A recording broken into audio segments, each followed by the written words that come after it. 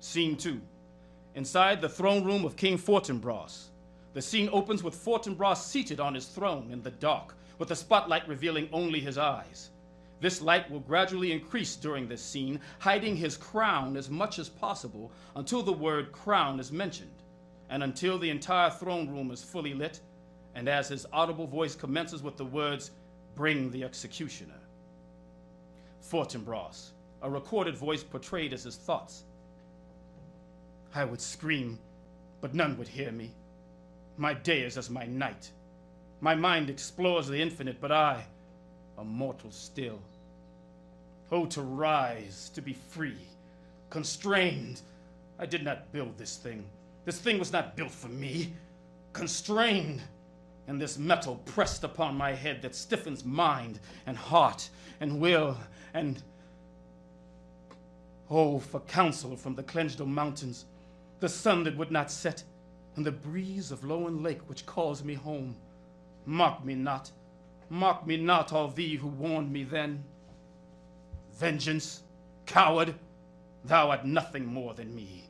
Fie, false fallen god, thou art but echo of the laughter none can hear. It was not enough. Why was it not enough? Prince of Norway nevermore to be, I, Fortinbras, victor of no battle, conqueror of the kingless crown, trapped within a foreign throne, imprisoned by this gold upon my head, surrounded by my court, my hypocrites. Am I not chief of thee? Truth buried in the ground. I weep for thee, my darling, myself, whom now none shall ever know. Tears that are not falling are choking me, choking me. All is gone, all is nothing, and I shall be here another day. And so, Fortinbras' recorded voice ends. He is now speaking audibly. Bring the executioner, bring the house of Hamlet, and as I sign this new decree, let all whose breath could threaten me, with bloody blade and muscled swing, from newest babe to oldest thing, before my eyes and in this place, put everyone to death. Scene 3, at the recently reopened grave of Litte. The scene begins with a poorly dressed gravedigger facing the audience, and two even lesser dressed grave robbers facing him. One or two fresh bodies are slightly sticking out of the nearby open grave. Gravedigger cackles wildly without stopping.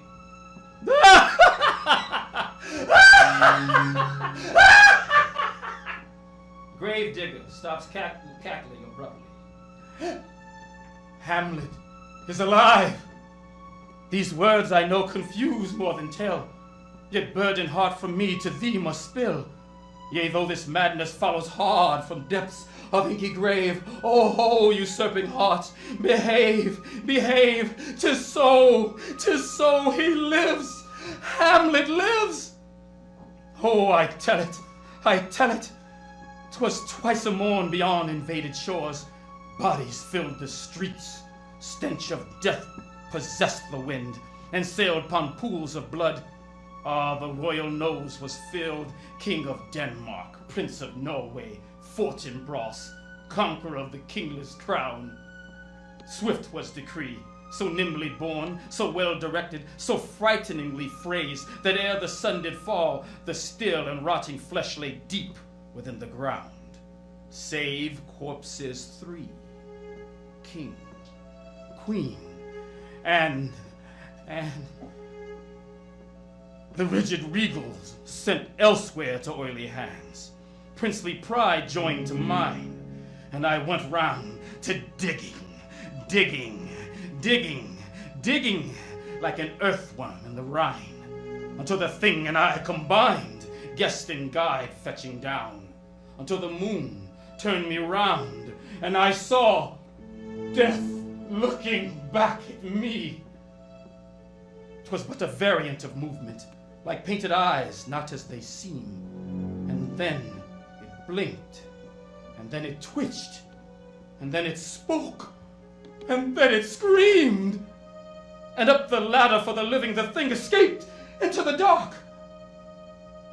Next day, when they found me, and my fellows pulled me out, we gained permission to unearth this other tomb, and the body of friend Latries was exhumed.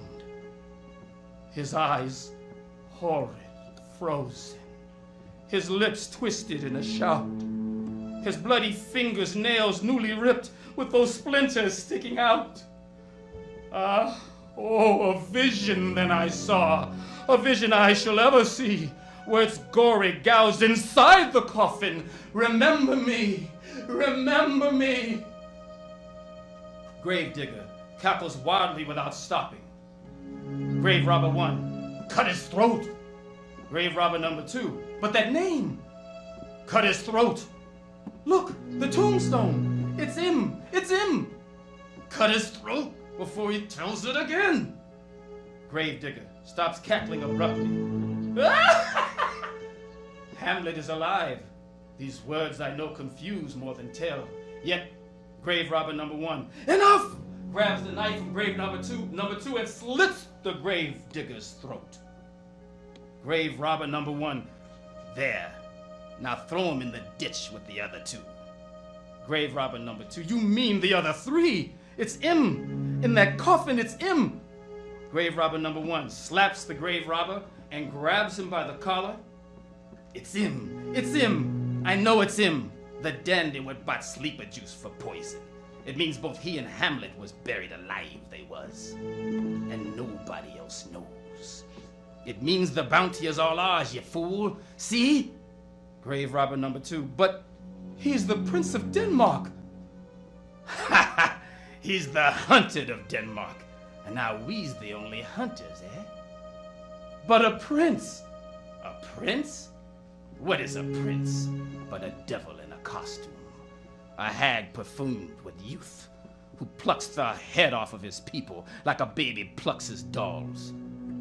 But it's Prince Hamlet! Aye, the very one indeed.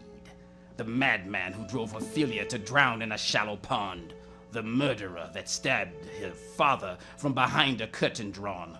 The unmerciful that sent his playmates to the executioner's axe at dawn.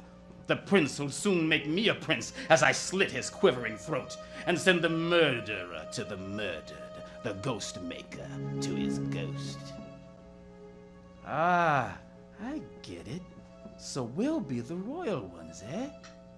Yeah, you the Prince of Mountebanks, me the King of Grave Robbers. And now, your highness, please roll your royal subject into your royal courtroom and cover him up so no one will ever find him again. Grave robber number 1 and 2 begin deviously laughing together as they shovel dirt back into the open grave.